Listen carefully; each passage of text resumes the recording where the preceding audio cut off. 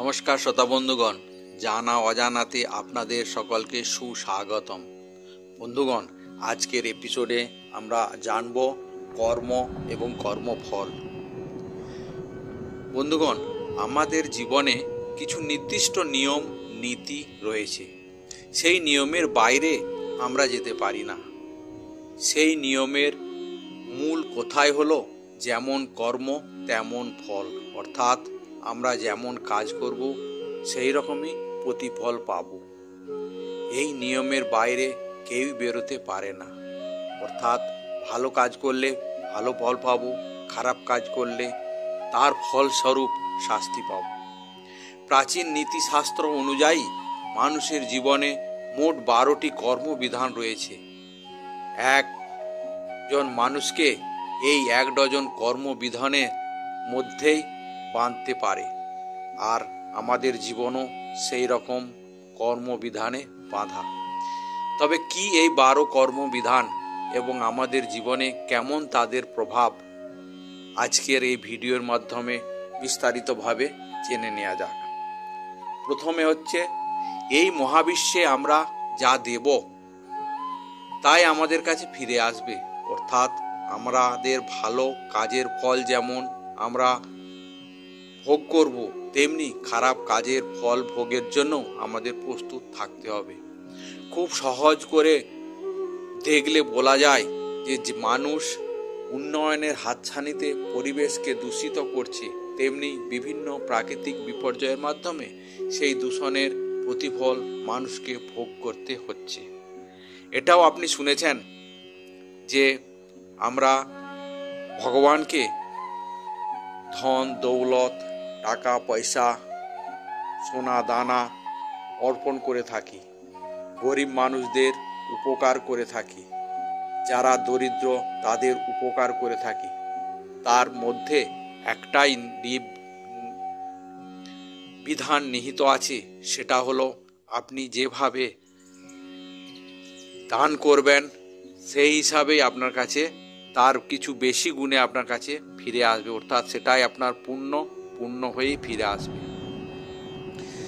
দ্বিতীয়ত, জীবনে কিছুই নিজের থেকে ঘটে না, আমাদের তাকে ঘটাতে হয়।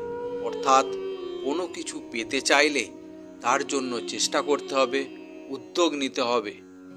জীবনে উদ্যোগী না হলে ভালো কর্মফলের আশা করা যায় না। যেমন একজন স্টুডেন্ট ভালো পড়াশোনা না করলে, ভালো কর্ম না করলে, মেহনত না করলে, কষ্ট না করলে তার ফলস্বরূপ ভালো রেজাল্ট হয় না। তেমনি জীবনে সবসময় শুধু স্টুডেন্টদের নয়, ছাত্রদের নয়, স্বাভাবিক মানুষ, ব্যবসাদার বলুন, সবাইকে ভালো কাজ করতে হবে, কষ্ট করতে হবে। ফলের আশা না করেই ভগবান অবশ্যই আপনাকে সফল হওয়ার ফলস্বরূপ দেবেন। তৃতীয়ত, জীবনে বিনয় ও নম্রতার শিক্ষা অত্যন্ত জরুরি। উদ্ধত ও অবিনয়ীদের পতন অবশ্যম্ভাবী। এমনকি জীবন হোক বা সমাজ, কোনো নিয়মের পরিবর্তন চাইলে প্রথমে তা মেনে নেওয়া প্রয়োজন, তাকে জানা প্রয়োজন, তবেই বদল আনা সম্ভব। চতুর্থত, জীবনে পরিবর্তন চাইলে আগে নিজেকে পরিবর্তিত করতে হবে। অনেক সময় আমরা ভাবি কেন আমাদের জীবনে ভালো কিছু ঘটছে না।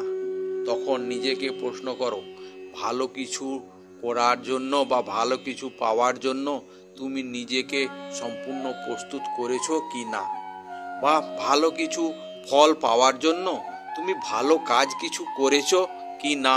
এই প্রশ্নটা নিজেকে করা দরকার, তাহলেই তার উত্তর আপনি পেয়ে যাবেন। আশেপাশে সব কিছুই ভালো লাগবে। 5 নম্বর, আমাদের জীবনে যাই ঘটুক না কেন তার দায়িত্ব আমাদেরই নিতে হবে। জীবনে ভালো কিছু ঘটলে যেমন তার দায়িত্ব আমাদের, তেমন খারাপ কিছুর দায়িত্ব সম্পূর্ণভাবে আমাদেরই নিতে হবে। যেমনি কোনো ভালো কাজ হলে আমরা সবাই ভাবি এটা আমিই করেছি। যদি তাই ভাবেন তাহলে যেটা খারাপ হচ্ছে তার দায়িত্বটাও নিতে হবে, যে আমার জন্যই হয়েছে বা এর জন্য আমি দায়ী। 6 নম্বর, অতীত, বর্তমান ও ভবিষ্যৎ সবই এক সুতোয় গাঁথা। অতীত জীবনে যা ঘটেছে তার প্রভাব বর্তমান ও ভবিষ্যৎ জীবন এড়াতে পারে না। অর্থাৎ আপনি যদি অতীতে কোনো খারাপ কাজ করেছেন, অতীতে যদি কোনো পাপ করেছেন, তার ফল বর্তমান অথবা ভবিষ্যতে আপনাকে পেতেই হবে। এর থেকে আপনি ছাড় পেতে পারেন না। 7 নম্বর, জীবনে যে কোনো কাজে সাফল্য পেতে হলে মনঃসংযোগ অত্যন্ত জরুরি। একসঙ্গে একাধিক বিষয়ে ফোকাস করলে কোনো কাজই ঠিকমতো হয় না। তাই যে কাজ করবেন তাই সম্পূর্ণ মন দিয়ে করুন। অর্থাৎ যেই আপনার এম থাকবে সেই এমের দিকেই আপনার ফোকাস থাকতে হবে। আপনার মনকে সেখানেই নিবেশ করতে হবে, আপনার হৃদয়কে সব সময় সেদিকেই চিন্তা করতে হবে। তাহলেই সফল হওয়া যায় বা উত্তীর্ণ হওয়া সম্ভব হয়। 8 নম্বর, অন্যের খেয়াল রাখা জীবনের অত্যন্ত প্রয়োজনীয় একটা শিক্ষা। শুধু নিজের জন্য না বেঁচে জীবনের কিছুটা অংশ অন্যের কাজে লাগানো খুব জরুরি। আমাদের চিন্তা ভাবনা, কাজ কর্মের সঙ্গে আমাদের ব্যবহারের সামঞ্জস্য থাকা দরকার।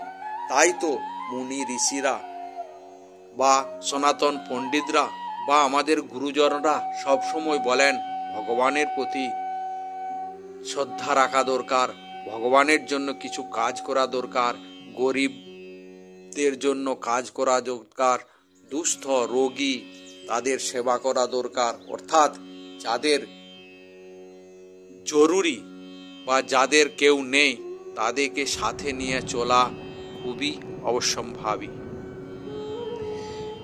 আমাদের চিন্তা ভাবনা ও কাজকর্মের সঙ্গে আমাদের ব্যবহারের সামঞ্জস্য তবেই আসবে।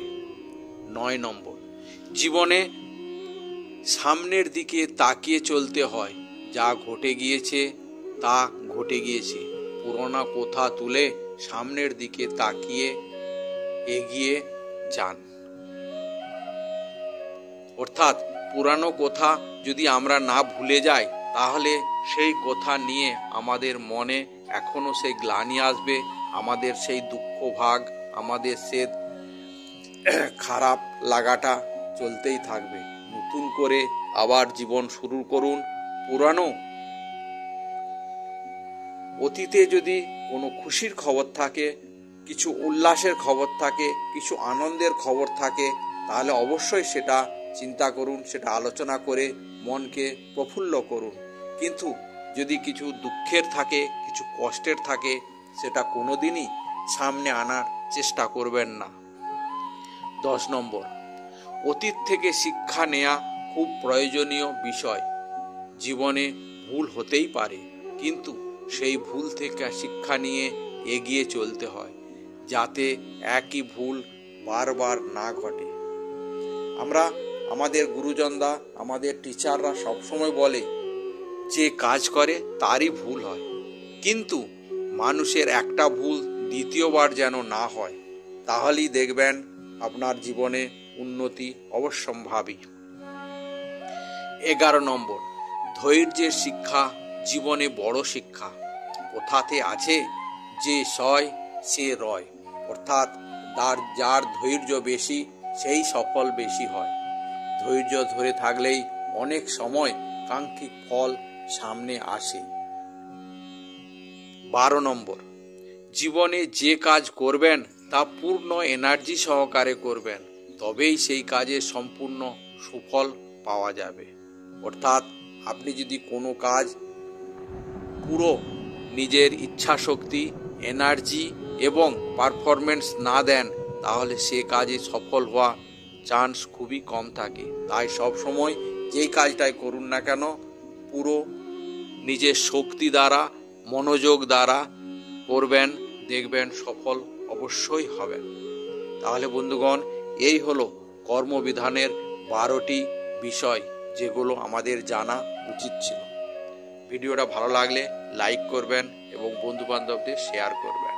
আর যদি এখনও আমাদের জানা অজানা সদস্য না হয়ে থাকেন, তাহলে আজই চ্যানেলটি সাবস্ক্রাইব করে বেল আইকনটি ক্লিক করুন।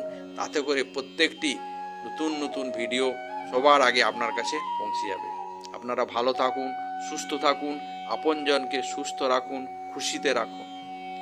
আজকের এপিসোড এখানেই শেষ করছি। জয় হিন্দ, জয় ভারত।